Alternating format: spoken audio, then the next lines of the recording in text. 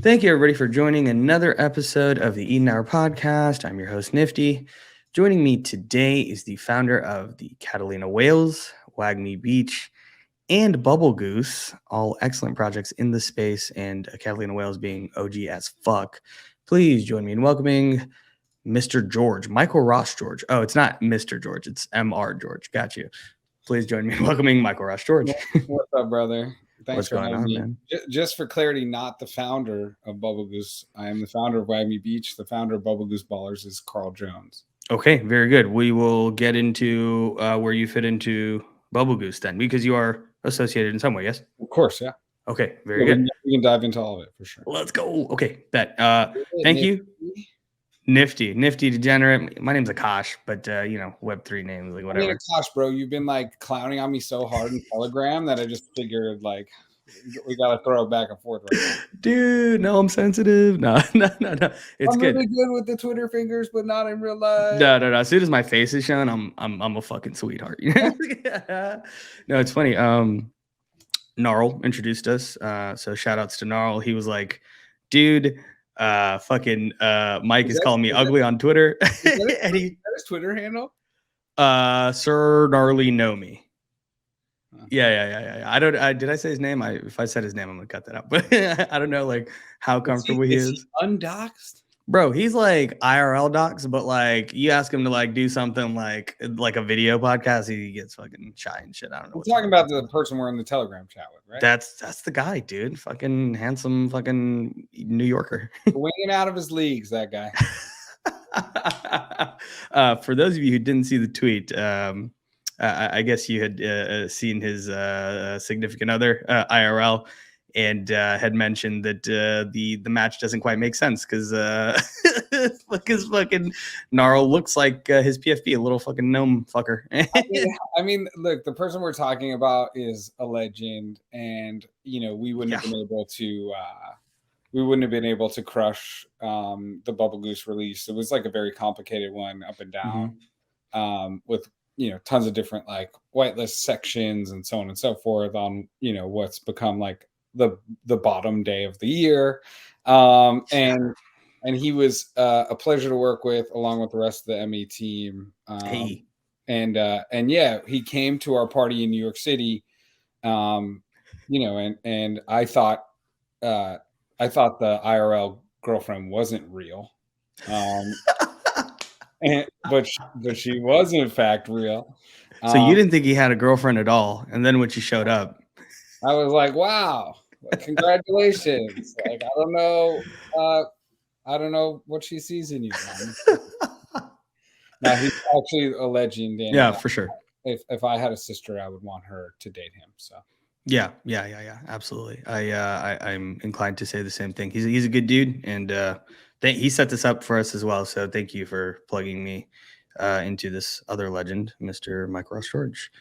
So let's get into it, man. Let's go. Take me back. Pre Web3, Web2. What's your background? Like, what were you doing before you got into this madness? Yeah, so I've been working in music since I was 15. I started booking and promoting concerts on Long Island, pop punk, emo, hardcore, screamo, that kind of music. Into that, yeah. Yeah, it was a really good time, honestly. And then, started a management career when I was going into my senior year of college. I discovered and started working with a guy named Hoodie Allen. And we had a really good run together. We had a number 10 Billboard debut. Oh, shit. And then we parted ways, and I flew to LA, and a friend from Syracuse, where I went to college, was Scooter Braun's assistant. And Hoodie's agent, this beast, this woman named Kara Lewis.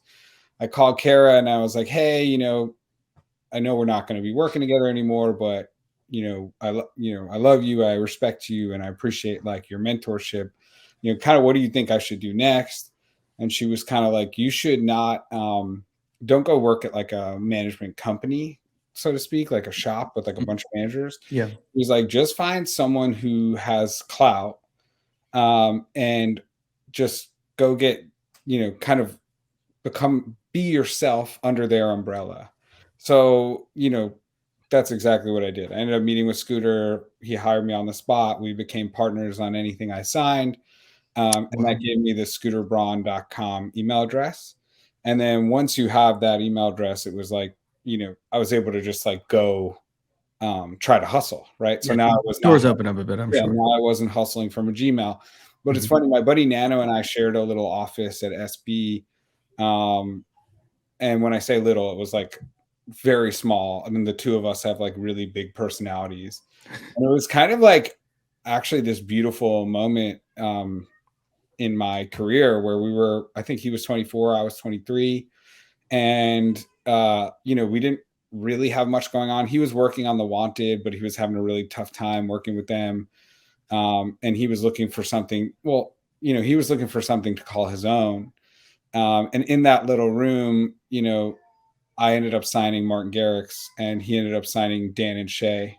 Oh Uh, shit. Oh fuck. I didn't know. Oh fuck. Okay. Cool. That's so, big. so, Yeah. so that, Fuck. so that was kind of like this crazy little. We tell stories. We had like his name's Tom Windish. He's one of the most like legendary agents of all time, and we got put in touch when I was when I was 23, and he comes to SB, and he's like in this tiny little room meeting with freaking Nano and I, and like before we had a pot to piss in. I don't know. It was like this really crazy like experience. Mhm. And now Nano manages like Avril Lavigne and a bunch of other big acts, and he's a beast. Oh shit. I fucking love Avril Lavigne, bro. Like, Avril's a ripper, dude. yeah. My formative years, I was jamming Sure. Avril. She's dope. No shame. Fucking No Avril shit. Lavigne's a beast. Sure. Yeah. Okay, so you had sounds like so is that almost like being an agent for the most part from like a layman? That's kind of what it sounds like. Is an agent a good title for you, or is it music manager? It's like, well, I guess how could you condense it?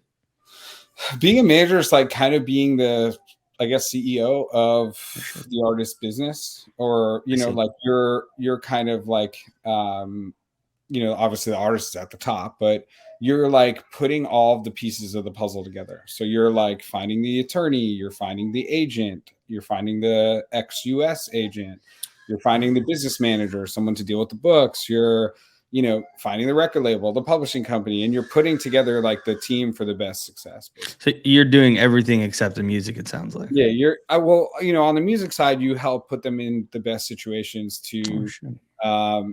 like you're not making the music, right? But you'll set up Sure. sessions, and you'll, get them in the room with the best writers, or work on collaborations for them, or set them up with X, Y, and Z to like kind of make things, go the way you want them to go. So like, when I worked with Garrix is when we put together the Scared to Be Lonely record with Dua Lipa, or In the Name of Love with BB Rexa, or I forget the name of the record we did with Troye Sivan, but we did a bunch of like dope records together. Mhm. Um, I think 3 of the records, including Animals that we worked on together, have surpassed 1 billion streams. Which is Oh shit. Yeah, that's fucking nuts, bro. yeah. Nice. Okay, so you're fucking legendary in Web 2. It's not like you kind of found success in Web 3. You're already seems like successful in Web 2, which is awesome. And in fact, I find like a lot of really successful project owners and project teams, they have good experience in Web 2. I mean, you definitely will see like the random success story of like I was kind of just fucking around, not doing a lot before I got into Web 3, and then the project kind of booms. But it sounds like you're kind of set up to do well in this space, which is incredible. Yeah, I appreciate those words. I mean, we had an incredible run, Garrix and I. I also manage an artist named Eden, from Dublin, and he's really dope. He does like anywhere from like 2,000 to 3,000 tickets in almost every market. Oh, nice. What kind of music is it? He's a multi-instrumentalist producer. It's like, it's left-leaning pop. It's like cool pop, basically. Nice. Yeah, cool. And we've had an incredible run together as well. Yeah, so basically I think it was like end of 18 is when I stopped working with Garrix. He ended up like changing teams, basically building his own internal team, leaving Scooter and I. Sure. Yeah. We're still super close and like thick as thieves. I mean, we've been through it all together. Yeah. And I left. I ended up within the next year leaving SB to kind of spread my own wings. Signed another act that I'm working on building that I think is like about to pop, known as Between Friends. We just sold out their first headline tour.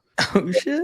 Yeah, Okay. they're really dope. So you should check that out. Yeah, yeah. Check that out now so that you're cool later. You know what I'm saying? Yeah, yeah, for sure. I might even be able to link them in our YouTube. So Yeah, shout out to Between Friends. Yeah, they're unbelievable. And you know, basically about 18 months ago, so I was like a retail investor during the ICO boom, right? And like having a blast, you know. Yeah. Had plenty coins that went to zero, had some that were good calls, was buying ETH at like $120, $130 or whatever. Nice.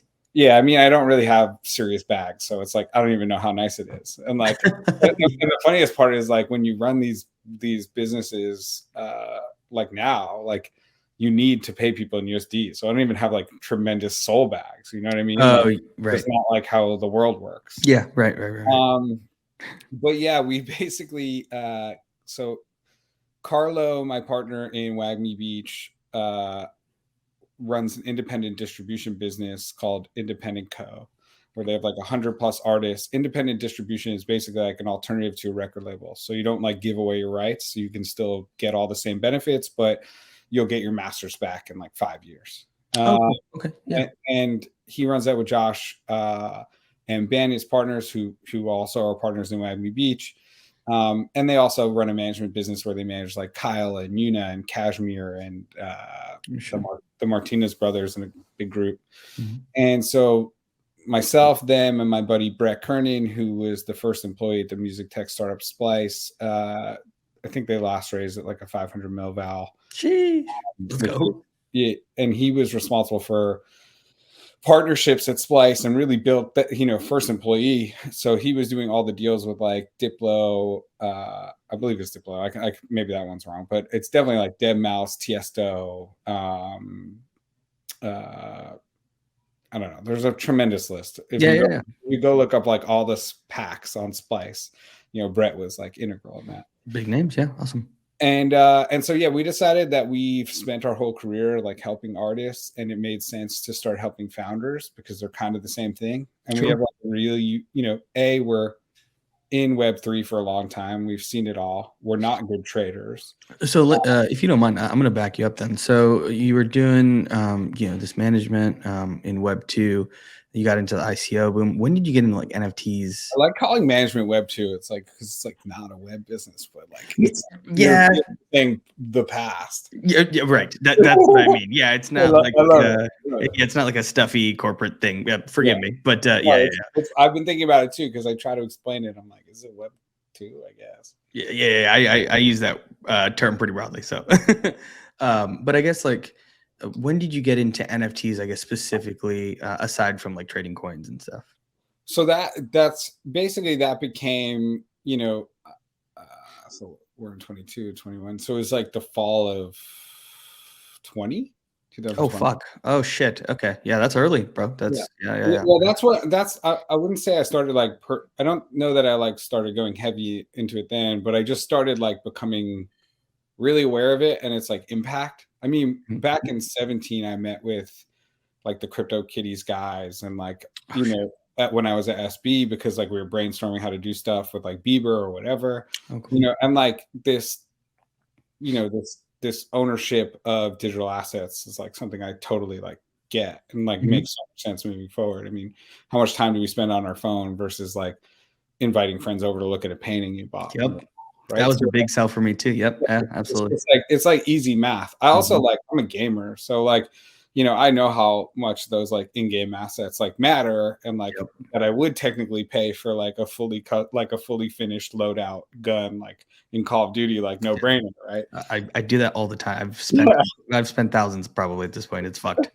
Yeah, it is fucked for sure. Yeah. So, I don't know. The point is that we started a fund called Wave 7, and we started investing across the ecosystem and basically convincing people, hey, look, like you could call up X, Y, and Z big crypto fund, and you're going to get the same intros and the same ideas, you know, but with us, like, because we don't come from this world, you know, you can call us and like we can brainstorm marketing at mass scale, right? So we're investors in things like Step In and other big projects. and those relationships are really built on like, okay, how do we leverage our network to like make make this product have larger consumer adoption at scale. Long story short, we invested in Saber. That was like our first real introduction to the Solana ecosystem. And then, the moment you transact with Solana, it's hard to like not be red pilled. Yep. And this was really I think I was like a week late to SMBs or a few weeks late to SMBs. Oh, wow. Okay. I could be wrong. Maybe it was a touch longer, but I was there for like the DGen Ape Academy mint, and I was there for like all those other crazy mints, or like the bears, and then they tried to do that other mint later, and so on. Like I was there for all of that. And that's kind of when the light bulb went off that like the future feels like Solana. And all of our friends in our networks are not thinking about Solana. Right. Yeah. No. So we just said, how can we become the conduit to move you to Solana? I love it. Okay. And that's like the impetus of WAGMI Beach and the Whales and so on. How can we build really good brands on Solana and convince other operators in Web2, right? Entertainment, etc. That like Ethereum doesn't necessarily make sense, and L2 there's not enough volume, and so on and so forth. Then you should be doing this on Solana. Yeah, incredible, nice. And so I guess what made you choose like the Whales, the beach? I mean, I know in talking to you, you're a fan of the beach and you like to surf and stuff. Is that kind of where that inspiration? Well, it's pumping right now, and I'm on Dude, here. dude, as soon as we get off of this century, dude, it's like unbelievable. As soon as we get off, I need you to go have a good time. I appreciate you taking the time while there's epic waves outside. Fuck me, right? I'm just messing around. No, I literally surfed so much yesterday that I'm like fried, and I'm like glad I had this morning off. But basically we just, when we were brainstorming what our first collection should be, and we really wanted to test this ourselves before ushering in anyone else. We were just like brainstorming what like hadn't been done and what was like part of the zeitgeist that made sense. And it feels like apes and ape derivatives have been like, sometimes it like cracks me up that it's like still like a thing, like, and I have no disrespect for projects, but it's just like, it's just funny, like why do we keep like doing apes like over and over again? And maybe it's because like we like are basically descendants from apes. I don't know, but like, and very like humanoid. Yeah, totally. Because aping is cool, but like at some point it's just like, how many iterations of apes can we do? And then for like mad love to the okay bears, but to me like doing a bear felt bearish, so I didn't want to do that. A bad juju of sorts. Yeah, I hear you. I wanted to like do something that felt positive. And really, as we were brainstorming, it just became obvious that whale had like never been done correctly, and like it's very aspirational. You want to be a whale. An ape can be positive or negative, right? But a whale is like, who doesn't want to be fucking whale? True. And then like there was probably 100 name iterations that were brainstormed and tossed around, and then I was just thinking about how like the best things in this in this space feel like they're like multiple words and paint a picture in your head. And I don't know what happened, but that Step Brothers scene from the Catalina Whale mixer popped in my head, and then I'm like, wait, it's the fucking Catalina Whale mixer. That's so funny, because as soon as I saw your guys' project, it's the first thing I thought of too. Yeah, and then I remember I called Carlo, and first I called Jake Udell, and I was like, yo, Jake, I think I got it. It's like the fucking Catalina Whale mixer. And he was like, dude, like you just unlocked the key, like that is it. And then I called Carlo, and like he was like, yeah, it sounds really good. Let's keep thinking about it. But you know who you should call? You should call Josh. He loves Step Brothers. And then I called Josh, and Josh is like, dude, no brainer, like and then the rest is history. We basically spent the next like 6 weeks iterating on art, and like beginning our campaign and marketing, and then we also minted during like the NFT bear on Solana, when like no projects were selling out. We were afraid. We minted for one soul. When was this? Because I remember seeing the Catalina Whales super early on into my Solana experience. This was like December-ish, right? Or was it later? Yeah, but what's funny is like we planned on like I think we started marketing in September, and Wow. our goal was to launch at some point in November. We really wanted to go into Breakpoint, like having a sellout, like have it be exciting. But the market just like sentiment was trash. Like Yeah. it wasn't selling out, like even things with a bunch of followers. Also, Whales was like funny. Like we struggled to like break 20,000 followers for like a long time. Yeah. Which back then that was tough. Yeah, I think we minted with like 10 or 15,000. Yeah, now it's all fucking hundreds of thousands, right? Yeah, but it's all like kind of like not good. Like what's going on now. I mean, we can get into all the stuff we want to talk about whenever. Yeah. No, okay, very cool. And so, and which came first, by the way? Was it Catalina Whales? Was it WAGMI Beach? And how do they tie in together? If you don't, can you explain that for me? I guess basically while we were making Whales, we realized this wouldn't be the last project that we'd like, because our whole idea was like bring our friends, and our network into Solana. Yeah, right. But like we wanted there to be compounding value overall for whale holders, right? So and therefore like the whales become your key to future projects. So that is basically where this all fits in. So it was like, I think we came up with the name for WAGMI Beach like middle of like rolling out Catalina Whales, and that's like all Carlo, and he crushed the logo. It's like my favorite logo. Well, it is good. Yeah, agreed. That's like I don't have tattoos, but like I'd get that tattoo. Yeah, Like, when tatted, let's. And so yeah, and then basically, we have like a bunch of things in the pipeline that we're excited about. Obviously, like the market's so funky right now, so we're trying to navigate it. And it's unfortunate, I think, the timing that we dealt with Bubble Goose and so on. And I think we've learned like a tremendous amount. But basically, we started talking to Carl like a year and a half ago, and red pilling him, and it wasn't until I think he saw all the content we were rolling out for Whales that it all kind of clicked. That like this is how you can really build these worlds, and these communities are insane, and the rabbit and so on. And then when we got on a call, he was just like, let's do it. I've got this character. I've been drawing my notebooks for the last like 20 years. And it was optioned by Adult Swim at one point. And I got it back. And I think we can like run with this and do something special. I see. I saw the video. I don't remember the gentleman's name. Okay, but he's the founder. I thought he was the artist.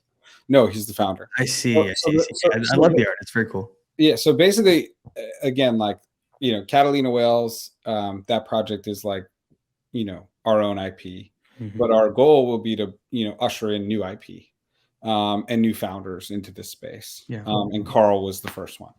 So like Carl, producer of the Boondocks, Black Dynamite, a bunch of other tremendous TV shows, and an absolute legend. And so this is his project. He's going to go, turn this into a pilot. He's already knee deep in it right now. Cool. Let's go. I got to bring, if you can plug me with him, I'd love to bring him on the pod. That sounds incredible. Oh, he would love it. And then, yeah, he's going to go try to turn this thing into a TV show and rip it. Holy shit. Basically something that we believe in. I know like there's other projects, especially on Ethereum, that are going after this, but like to us, if you nail one of these other verticals, whether it's TV or film or whatever, we can really increase adoption at scale. Yeah, absolutely. And that's all that matters, right? Like if you're, load up a Netflix in your grandma's house and Catalina Whale TV show is there. Yeah. And people are going to ask, and what's this about? And want to, interested in collecting it and grow fan base. But until then, it's, 40, 50,000 people who would like just trade back and forth, and like people take wins and people get lost. Yeah. So tell me, what do you have planned in the short term for the Whales, for WAGMI Beach? I know that you guys have some exciting things coming. They might have already came. I need to fucking do some more research before I get on these podcasts, but I'm a fuck, so it's fine. I mean, we have like an endless amount coming. The main thing that we're focused on. What can you give away, by the way? Yeah, I don't want to get you in any there's no trouble. It's just something that I'm noticing. There's like so when number goes up, you can't do anything wrong, and like you're brilliant. And then when number goes down, you're like everyone wants to tell you everything you need to change and do. And we take community feedback super. We take it to heart. Like and we care a lot about that feedback. But one thing that I've been kind of marinating on recently is that I think there's this desire people are really talking about, or communities are really interested in you increasing demand, right? Yes. Yeah. Which is like what Is staking that an is. articulate way of saying that? Like, Yeah, absolutely. like the main thing you're interested in is like increasing demand. Yeah. And what happens is when number goes down or number is stagnant, people are sitting around and they're thinking, maybe we can increase demand by increasing communication and telling people more things. Mm-hmm. I'm starting to believe that over communication is actually a negative. And because if you look at all the most exciting projects, everything is just hype, Mm-hmm. and you Which can't is that over communication? Sure. Yeah. hype if you've already communicated what it's going to be. Yeah. Because then you're only just like doing what you said you're going to do, but people already knew. So Yeah. like, It's almost like underwhelming, which it shouldn't be, but yeah. So That's now the I'm getting sentiment. a little bit more careful with what I say. All I will say is, um, I think I know we're gonna do a lot of firsts as it pertains to Solana, right? Okay. Yeah. So I know that we're gonna close some of the first deals as it pertains to Solana, especially Solana native, not like someone coming in outside of the space and just launching on Sol. And I know those things are going to get people excited. Yeah. And I think our biggest learning experience with Bubble Goose is changing potential future economics on secondary WAGMI projects so that they provide more value to whale holders. I see. I think that was like our biggest takeaway, right? Like, had it been a month earlier, right, Bubble Goose would have ripped to 50 Sol. Easily. Whale holders would have been stoked, blah, blah, blah. But being that it stayed around min or just above, whale holders are like, hey, like, what good is this tea, right? But we're not like stupid, right? So what we'll do is we'll iterate and we'll get better and we'll adapt. Yesterday we just had a call with this incredible legend in I don't know what you want to call it, Web2 art. Dude, everything pre NFT, pre crypto, Web2. This legend Web2 art, and like we have this aspiration of launching. Damn, I don't even want to say that, but like, we do want to. This is like a high art project. This is we want to come after things like that you see on Ethereum that are traded at 100 ETH, right? Like, like we want to prove that there's a market for and excitement for those things on Solana. Right. And there is. Yeah. I believe so. And if we can prove that and we can do a collection with someone of this nature, then more people will come. And that's the same philosophy we have with Carl Jones, right? If Carl is able to launch a television show that he, built a community and like fostered IP with the community, then Carl's friends are going to say, yo, like, tell me how you did this Bubble Goose things without giving away all the rights to the streamer. Yeah. Oh, I actually like did it all on Web3. Oh, who helped you? Oh, WAGMI Beach. Like we're trying to create a funnel that just continues to increase the legacy that like founders or operators that consider Solana first. Incredible. Yeah. And again, I feel like you have the experience to be able to do this. You have the experience connecting people. So like this funnel that you're talking about, I feel like it's only going to get bigger and bigger. More and more people are going to funnel through it. That's super exciting. I don't know. Can I say that I want to buy a whale? I don't know. Is that financial advice? Anyway, I'm going to buy a fucking whale. Bro. Whales are free right now. That's all I got to say. Hey. Whales are free. Anyone who wants to doubt. Anyone who like paper fin because they didn't get like a big enough ROI off rip on Bubble Goose. It's all good. Yeah. We win, and so over time you'll all see. Yay, let's go. Fuck, I want to end on that, but I do want to emphasize, if Bubble Goose minted a month earlier, they would have ripped to 50. No doubt in my fucking mind. That's like, yeah. Like anybody who thinks otherwise is not in their right mind. So it's unfortunate with the market the way it is. I like that you guys are staying agile. You guys are iterating, like you said. Got more stuff that's exciting to come. And so thank you, man. I appreciate it. We're coming up on time. No offense to you. It's the podcast overall. We're cutting these to 30 minutes. We found that the hour-long vids that we were doing, we weren't getting the viewership that we'd like. So nice, short, sweet, simple. Got all the juicy facts. Like, I appreciate you coming on, brother. Dude, of course. Keep that hair looking so nice. Stop. I will. Okay, blush. Thanks, man. I'll talk to you again. Hopefully, when we got some stuff released, we'll bring you back on and you can talk about it. Yeah, and hit me up and we'll get Carl in the mix. Cool. All right, brother. Talk to you later. Later.